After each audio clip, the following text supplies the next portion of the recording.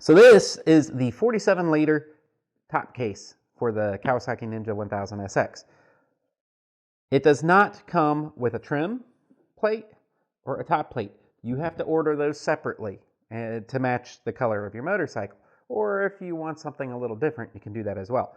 But it does not come with the top case. It is an extra charge, so be prepared for that.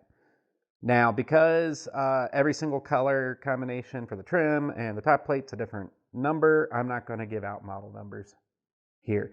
I will have a link in the description for Kawasaki's website where you could go and look it up for the colors you would like. Now, I just pulled this out of the box. I did not do an unboxing. All right, so this is the inside of the top case. There's nothing to see up top here, so I'm not going to readjust the camera. It comes with a manual and top case component list. Okay, so here we've got some model numbers for plate kits of black and silver, but so there's other colors. So if you want to go with reference to these, feel free. But we're going to go ahead and move on. So there's nothing exciting in here. 11 pounds and 80 mile an hour max is what it looks like it's telling us. See here, what's this? Quality control number. All right, and it's got a nice little thing to help keep your stuff down. So overall, first impressions are, it's pretty nice. Got your weather sealing gasket. But that's all there is to the top case itself. Again, there's no key that it comes with. If you want the matching key, you have to get the one key accessory and match it to your key and put it together. It is not hard to do, and you don't need to have a dealer do it. It says dealer install only, but you do not need to have a dealer actually install this. It's really easy to match it to your key and get it put in there. So I recommend ordering and doing it yourself. And you can check out my video, which I have up above. Check that out to see how you actually set it up for your key. So the first thing you need to do is you need to get your top plate on here. Now, you'll notice there are screw holes because you actually screw in from the bottom to attach the top plate. So you are going to need a Phillips screwdriver. Now, the hardware is a very small screwdriver. So I'm going to tell you right now, these screws, it's going to be easy to strip them out. So get a good quality screwdriver and we will go with there. But since we are going to be installing the top plate, I will adjust the camera for that. But for now, I'm going to go ahead and show you the trim and top plate. Okay, so this is the trim I got for mine. And you essentially pop it in here and fold it down and then screw it in. Screws are on the underside of the trim plate. So when you open it and you don't see any screws, don't panic. They're taped to the bottom. So that will go here. I went with a matte black top plate, aluminum. And it just pops in. There's no screws. So we will go through that installation as well. So the first thing we're going to do is we're actually going to get this put in.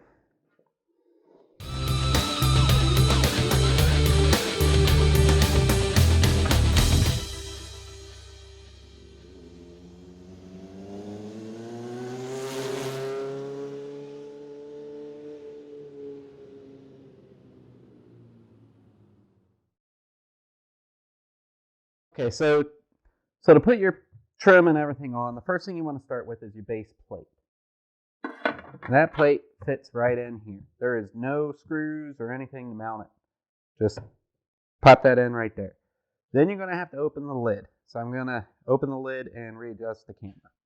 Okay, now that I've got it open, be careful of the plate. It is, you know, it's just sitting on there, so it's a little loose. But you want to take your trim and put it on over top the front first. There's these little tabs, one here and one here, that help you line it up. It goes into the square holes. So now it's going to help hold things in. Now you want to put the screws in. And again, you want a good screwdriver that fits these screws well. They strip easy, and they don't give you any extras. Also, when you're putting these screws in, be careful you don't go too far, or you will come up through the plastic. So the first thing you want is 3 screws. 1, 2, 3.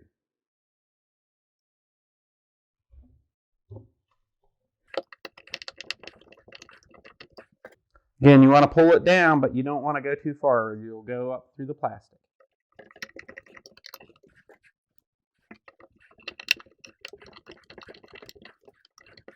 So once those 3 screws are in, you're going to want to put 7 more in. 1, 2, 3, 4, 5, 6, 7. Now what I am going to do is I'm going to start with here, so it holds my trim down. So on the other side, you're going to push your trim down. It won't break. Don't worry about it. It'll bend. Get the screw in. Get it snug, but not too tight. If you do run your screw through, you can live with it, or you can order another trim.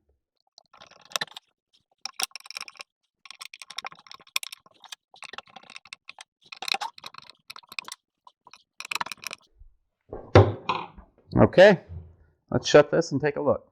Not too bad. I ended up coming too far through there and there. Shame, but is what it is. So that takes care of your trim. So now you can go ahead and mount it on your bike. One thing I didn't mention was you need a base plate. Now, in another video, which you can click in the top, I installed my base plate when I was installing the Ventura system because I want my side panniers to be able to be on with the top case. So my base plate was installed in that video, and you can click this link at the top to go see it. I'm not done with this yet, so we're not going to install it on the bike quite yet. I want to install the backrest, the key, and I also got the inside bag. So I got the interior bag, which is 99940497. You don't need to get this. For some reason, I just wanted to, so I did. And it's a really nice bag. You know, it says Kawasaki on it. But it lets you put everything into the bag to make it easier to take inside the stuff. So you don't have to, you can pack it in the house, then come out, put it in your case. Now there's really no install to the bag.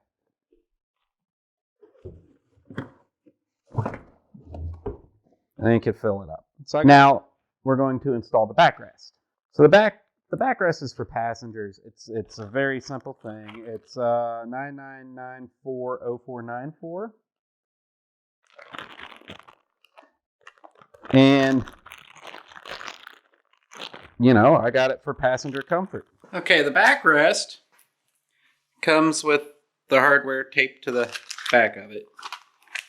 So the hardware is simply 2 rubber washers, which will go on the outside to prevent leaks, and 2 bolts. Now, the instructions call for a 6.5mm bit. So if you're in the UK or wherever that uses metric, you probably have one of those laying around. I do not. I have standard bits. So the closest thing is a 1/4 inch bit, which is going to be possibly a little too small. So we can just round out the hole a little bigger if need be. But it's a little painful, but you're going to have to, painful as in you're going to be drilling into your brand new top case. But if you look in your top case, you're going to see these. And that's exactly where you drill. So we're going to go ahead and drill 2 holes. Okay, so we're drilling a hole here and a hole here.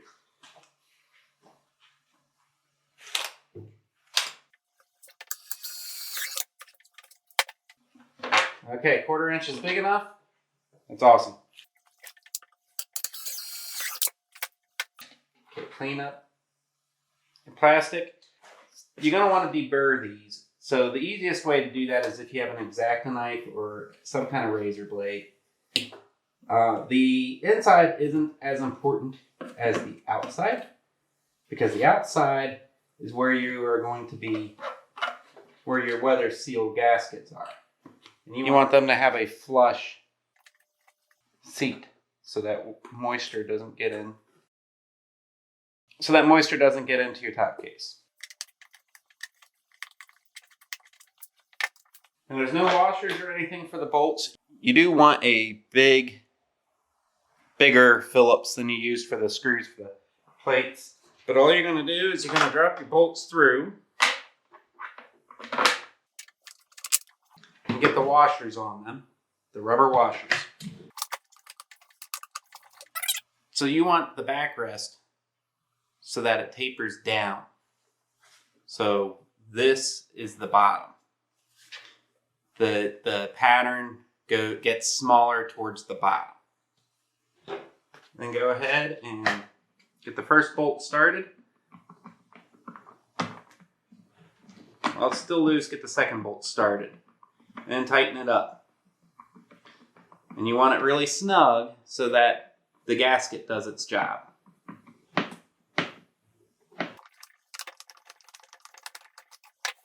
There you have it. Opens smoothly, nothing catches.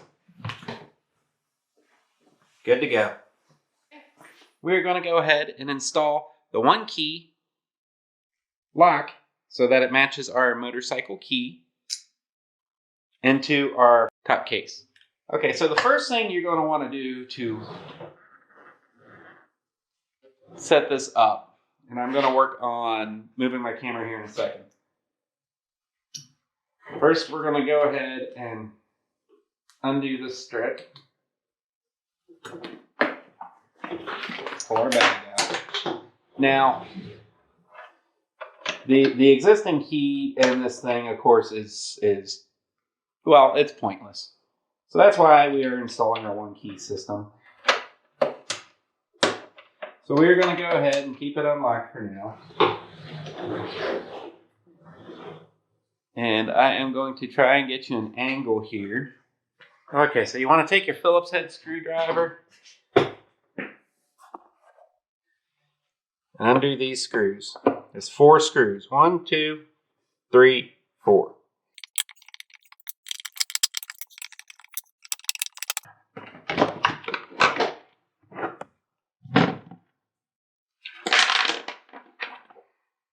Okay, that's our old key. We don't need it. The lever pusher to unlatch it from your motorcycle fell off, so we're just going to put that in the case again, along with all of our screws. Now I'm going to go ahead and move the top case out of the way for now.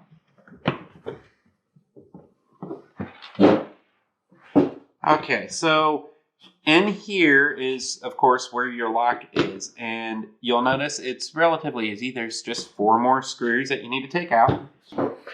Okay. All right, so go ahead and take the 4 screws out. I won't need this anymore.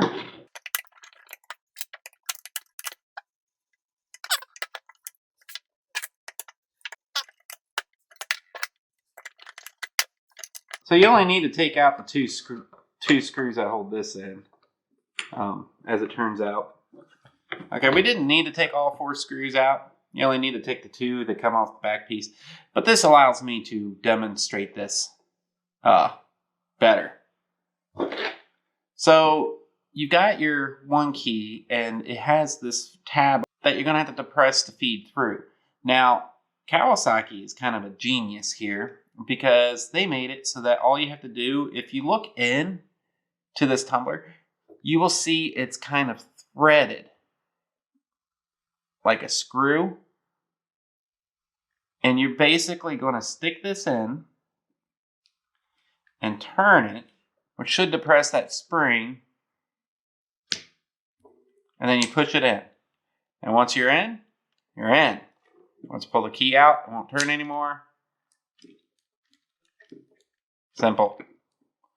All right, let's go ahead and put this back in. This goes in like that, like this. You don't have to worry about if you got it backwards or not. There's a flat piece here. It'll only fit one way. We'll go ahead and put our collar or whatever this is on. And it goes onto the short posts. If you took it all the way out, that is. And this one.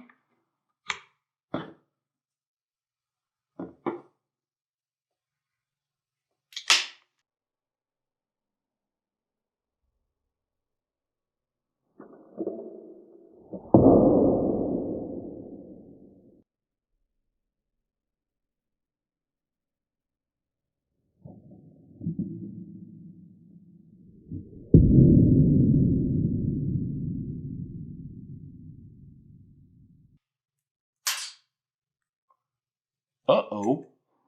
So as you know, we all make mistakes. And I made one that was almost a doozy. So there's a ball bearing in this thing.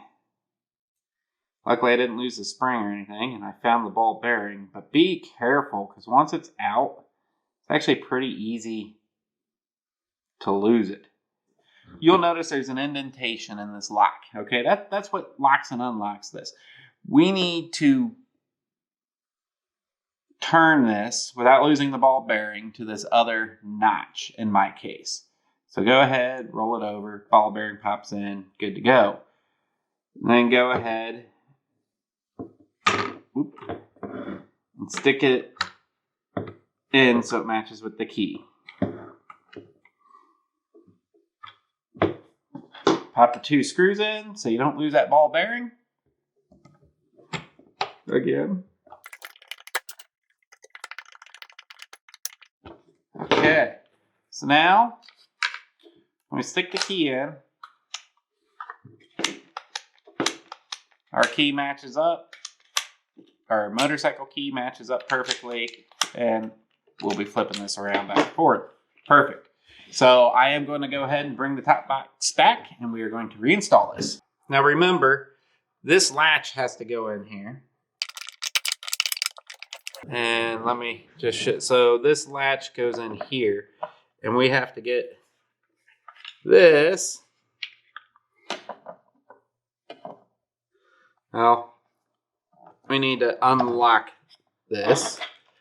Unlock turns it horizontal.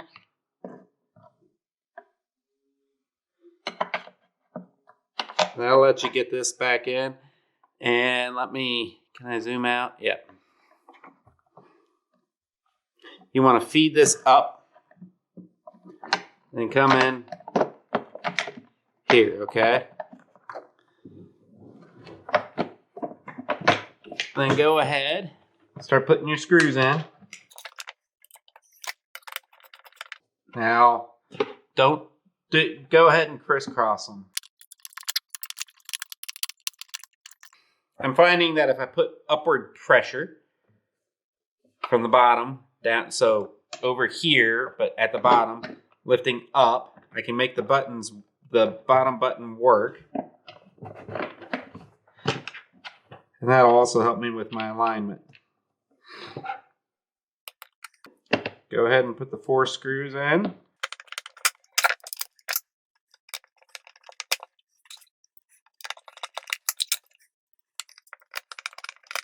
All right, so now,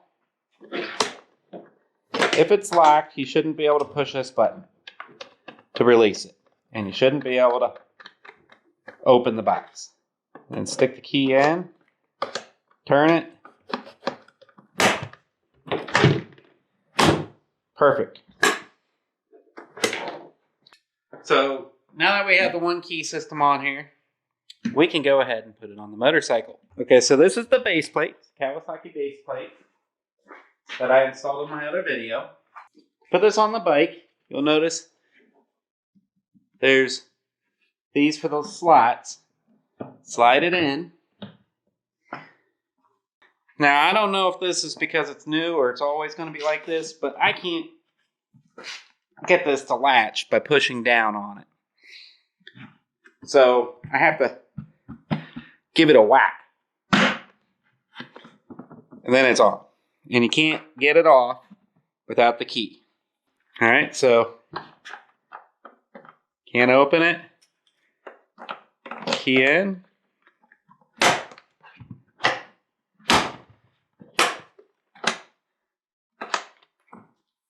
And you can release. Now that we have it on here though,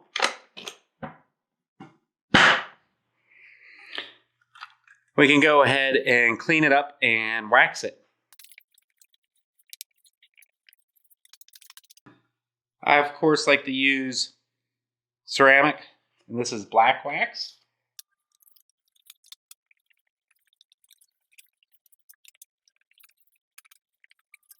There you have it. If you have any questions, please let me know, and I hope to see you out there. Thanks for watching. If you have any questions, please feel free to leave them in the comments section below. I will try and answer everyone's questions as soon as possible. If there's anything you would like to see, any tips, tricks, techniques, anything at all motorcycle related, please let me know. I do these videos for you, so anything that you would like to see, I am more than happy to do it. If you like this video, please click that thumbs up button. And if you haven't already, please subscribe and click the bell to notify you whenever a new video drops. Thank you again.